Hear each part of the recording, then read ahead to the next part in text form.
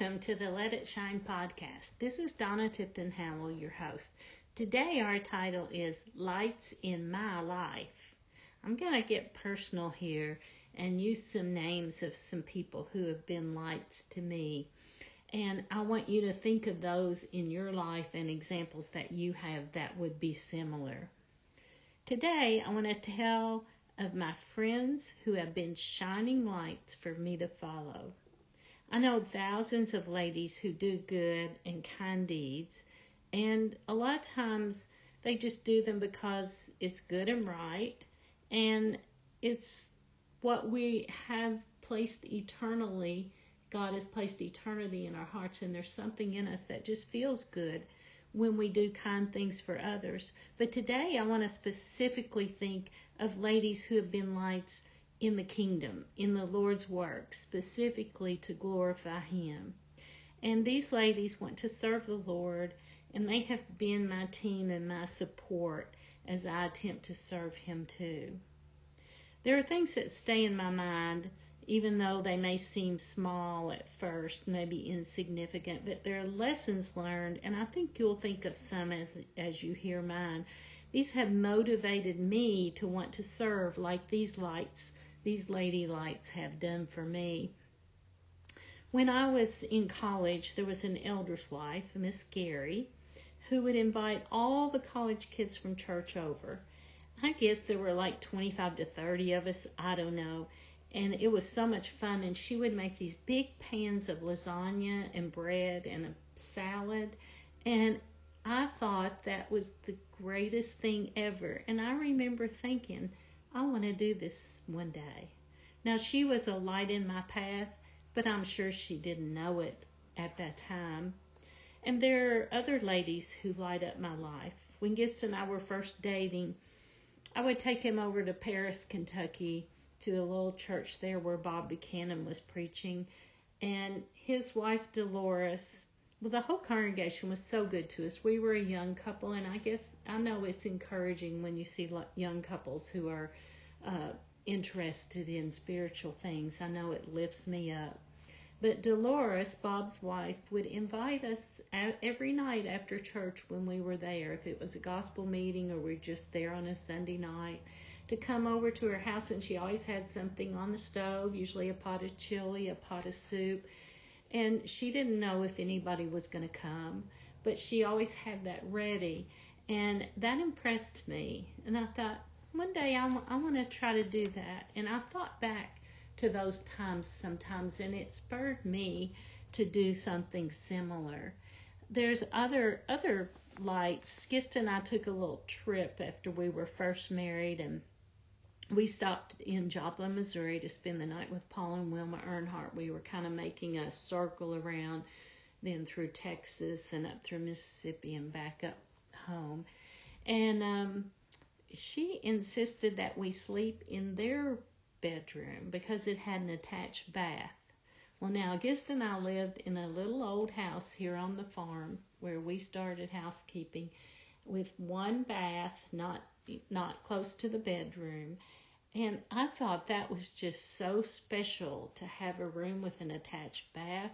And it meant a lot to me. I thought back on that when I thought about being hospitable later in life. On that same trip, we stopped on the way back up in Biloxi, Mississippi, and we went to church on Wednesday night. We found a little congregation. Back then, we didn't have cell phones and all that. You just kind of had to look it up different ways, people that knew where churches were. And they met in a little trailer. And there was an older couple there who actually, after they met us, they said, "Why don't you come spend the night with us?" And we're like, "Really? You don't even know us?"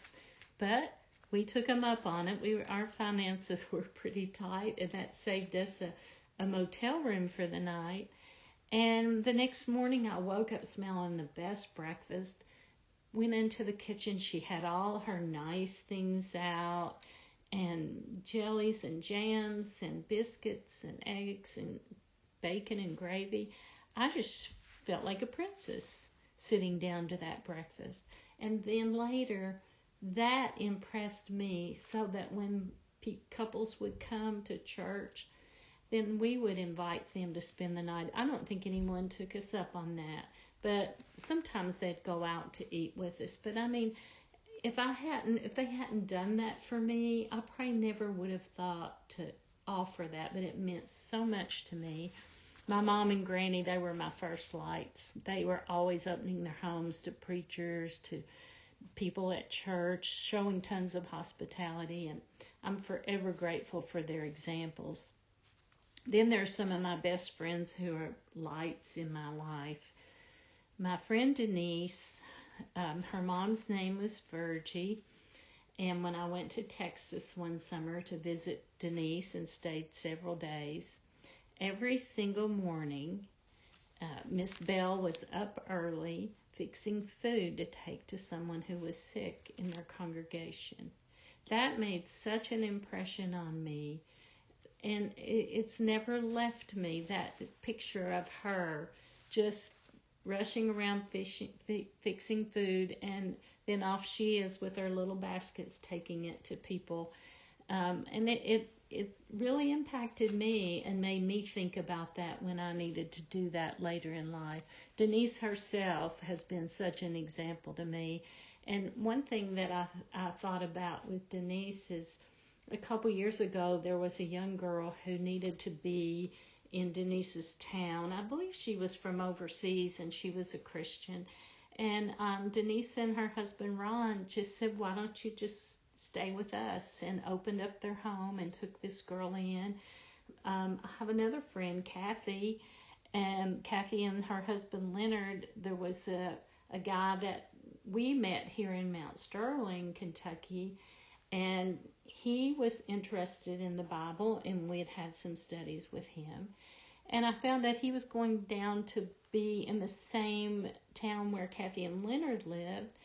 And we just told him he was coming. Maybe they could talk to him about the Bible some and see what happened.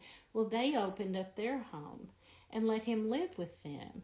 Now, that's not a comfortable situation. That really makes you go outside of yourself. But so many examples I could give of Denise and Kathy and other friends who have been lights to me and have taught me things just by doing something like that they don't probably even think of as being a light.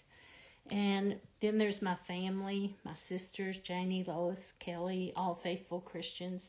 I can always count on them to encourage me through disappointments, through my sickness, even just weariness. My daughter Ashley, who seems to understand me better than anybody else. And my son's wives, Joanna and Megan, who have brought such delight to me for loving my boys as much as I do, and for just being faithful wives and faithful Christians. They're just lights to me, and they lift me up. And then there's my ladies' Bible class. I tell you, these gals mean so much to me. We've shared so much. We've shared our stories and our disappointments, and we've watched some things happen in our lives, and through the years we've just become so close. We have widows that have shown me how to stay faithful in the darkest part of their lives, and one day I may need that.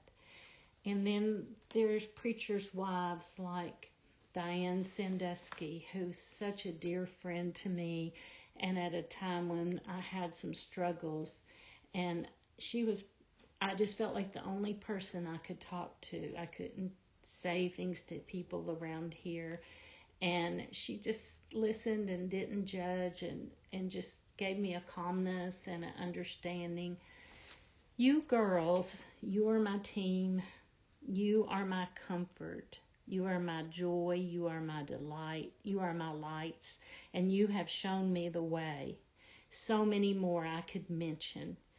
Keep shining, keep working in the kingdom, keep being lights and doing all these little things that lift and encourage and lighten the load for others. And do it not just because you want to be kind or it feels good, but do it for the Lord's sake, for His kingdom and His glory. I hope you'll keep shining, all of you, and I hope you have those in your life that you can learn from and that you can lift each other up. I hope you have a great day. Thanks for listening.